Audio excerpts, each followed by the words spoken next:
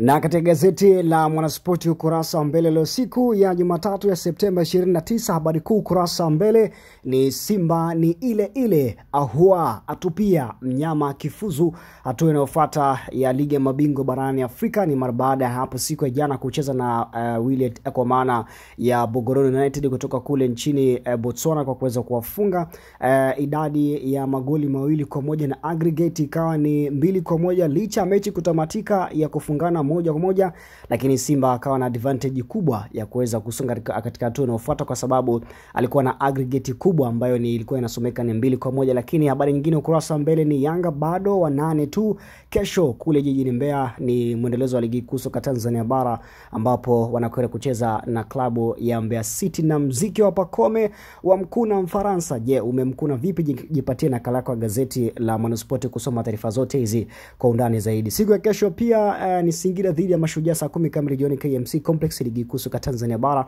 Lakini pia hii ni Yako TV, usiache kusubscribe our channel.